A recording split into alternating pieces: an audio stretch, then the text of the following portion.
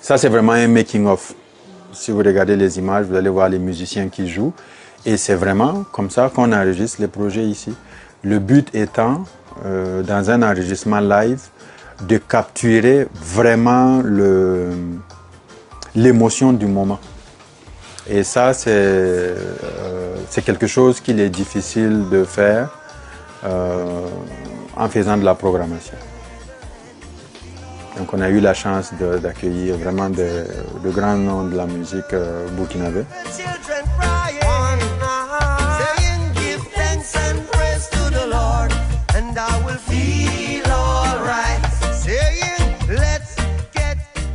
Il faut dire que les métiers de l'art de manière générale sont des métiers passionnants et des métiers dans lesquels on rencontre beaucoup de belles personnes. Moi, j'ai la chance de beaucoup voyager. Vraiment, je rends grâce à Dieu pour ça, pour cette opportunité-là, de pouvoir rencontrer des personnes tout le temps, que ce soit en studio ou sur les scènes, de pouvoir partager des expériences. Et je trouve qu'il y a aussi un aspect artistique parce que nous prenons des décisions au moment du mixage, là justement, qui vont impacter le produit final.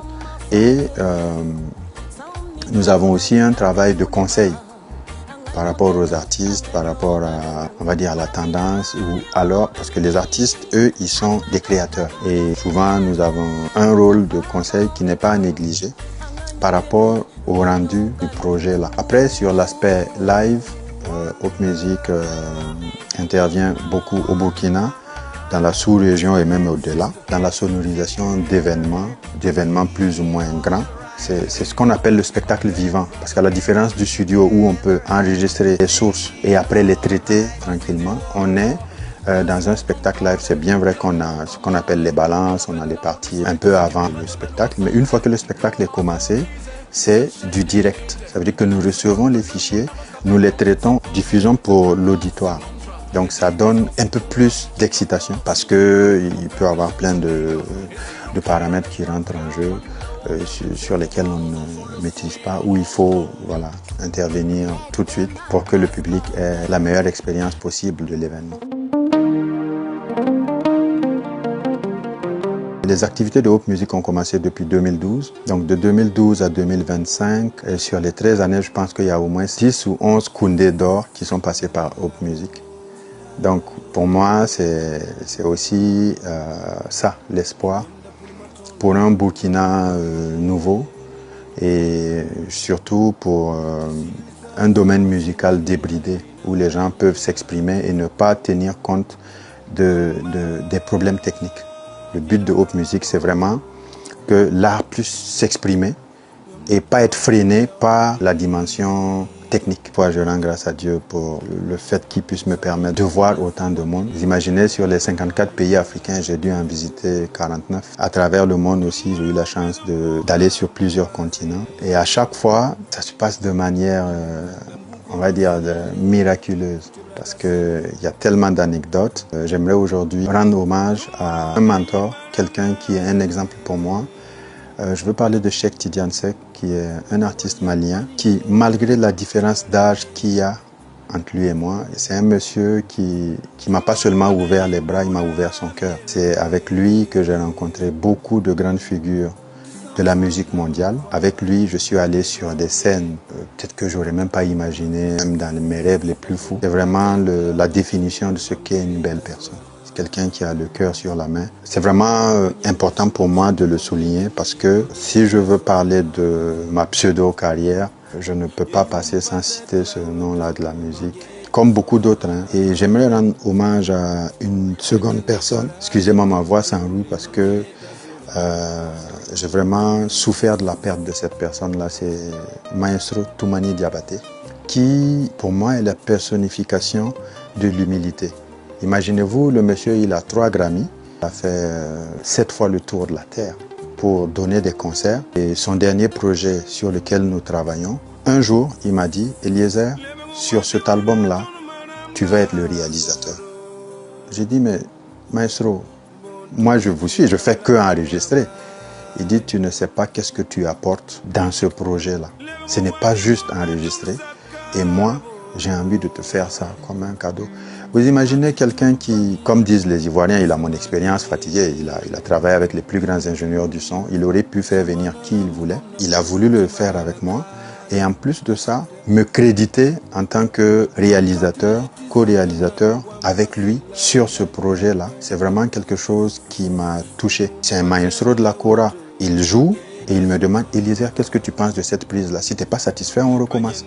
Je dis, mais moi je viens du Burkina, il n'y a pas de kora chez nous. Il dit, non, j'ai confiance en ton oreille. Vous imaginez pas ce que ça représente pour moi, d'être mis sur un piédestal comme ça, par quelqu'un d'aussi grand. Et je ne peux que souhaiter que puisse son âme repose en paix.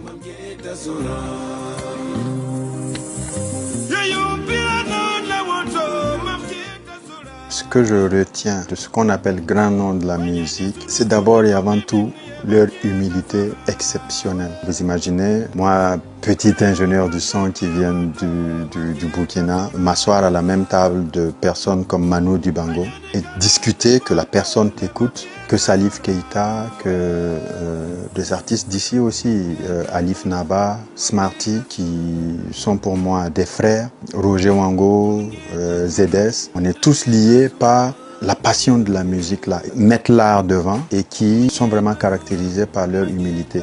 Moi, je me définis comme quelqu'un de très chanceux. Je suis conscient que ce n'est pas du fait de mes connaissances personnelles que je suis arrivé là où je suis. Il y a eu des gens qui, à un moment ou à un autre, m'ont tendu la main pour m'amener un step plus haut. Et sans ces personnes-là, ça allait être difficile. Et c'est pour ça qu'aujourd'hui, bien que je sois arrivé nulle part, j'essaie aussi de tendre la main à la nouvelle génération, à toutes les personnes qu'il y a autour de moi, pour qu'ensemble nous puissions évoluer.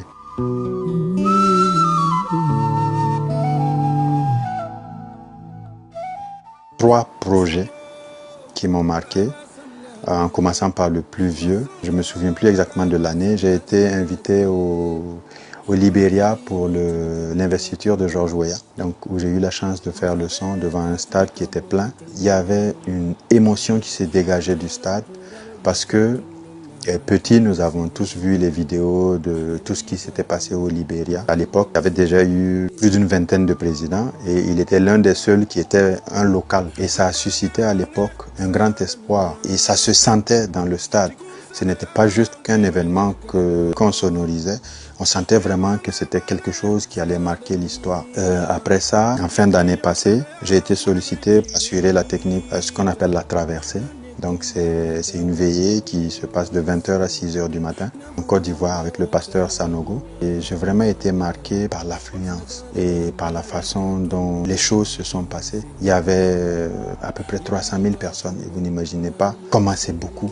Et c'était un challenge personnel pour moi d'arriver à contenter autant de personnes, sans parler de l'aspect religieux, le fait que ces personnes-là cherchent la face de Dieu pour commencer une nouvelle année. Et je ne peux pas finir sans parler du projet de polyphonie avec le Grand Chœur Polyphonique de Ouagadougou. C'est un projet, cette année ça va faire la 3e année, mais moi j'ai été agréablement surpris de savoir que au Burkina, on peut faire de la musique de ce type, de ce niveau-là. Et quand j'ai été impliqué dans le projet, surtout à la première édition, ils ont invité des artistes comme Alif Naba, comme Smarty, comme Floby, qui sont venus chanter des chansons dans une création musicale. Et moi, derrière ma console, comme on dit souvent, je m'oubliais et je vivais vraiment, j'arrivais à ressentir les émotions que ces artistes-là voulaient donner. Et comme je l'ai dit tantôt, c'est vraiment la quintessence de notre travail comme ça.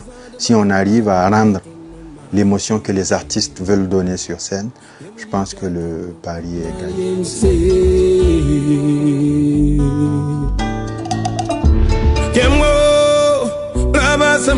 Moi, mon rêve aujourd'hui, c'est qu'on puisse déjà, pour les artistes majeurs du Burkina, pas citer pour faire de jaloux, mais en tout cas qu'on puisse écumer toutes les plus grandes scènes du monde parce que après avoir vu ces scènes-là et avoir vu les performances que des artistes d'ailleurs, soi-disant grands artistes font, et quand je regarde, on a plein d'artistes qui peuvent aussi faire ces scènes-là si on leur donnait l'opportunité, si toutes les conditions étaient réunies. Dans un registre un peu plus petit, mon rêve c'est de prendre des artistes qui aujourd'hui pourraient aussi profiter de ma modeste personne pour atteindre un certain niveau organiser des spectacles, que ce soit ici ou ailleurs, où on peut montrer un autre visage du Burkina, avec des artistes émergents qui n'ont pas forcément la possibilité de se produire sur les scènes même nationales. Et là, je peux me permettre de citer quelques-uns. Je peux parler de Kouni, je peux parler de Charles Bohéna, de Jean-Claude, de beaucoup d'artistes qu'on dit underground,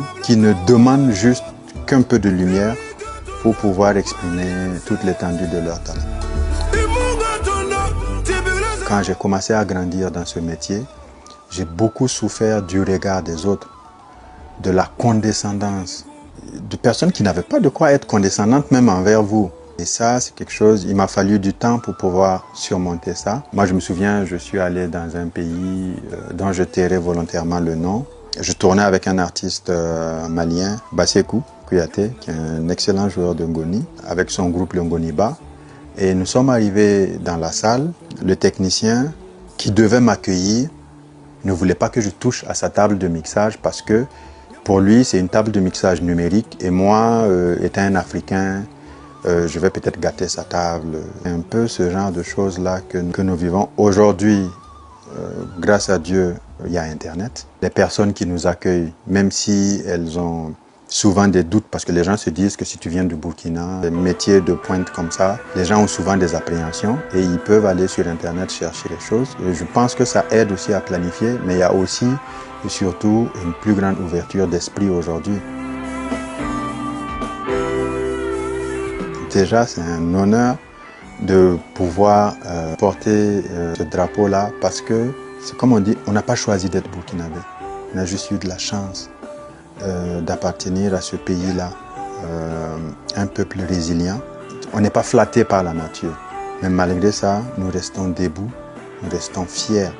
Et les événements de ces dernières années-là me confortent encore dans cette fierté d'appartenir à ce peuple-là parce que le fait d'être dans un métier technique, dans un domaine où il faut beaucoup d'appareils et d'être dans un pays enclavé comme le Burkina, ce n'est pas facile. Et c'est aussi une des sources de condescendance. Les gens se disent comment toi tu peux venir du Burkina et vous n'avez pas accès à ça, ça, ça. Et toi tu veux venir nous former sur justement quelque chose peut-être qui vient de chez nous ou quelque chose sur lequel on a plus d'accès. Et moi je leur dis, vous ne savez pas ce qu'est qu'un Burkinabé. Le Burkina, c'est le pays où quelqu'un s'est levé, lui seul, il a arrêté le désert. Le Burkina, c'est un pays où un capitaine, je veux parler de Sankara, a fait une révolution.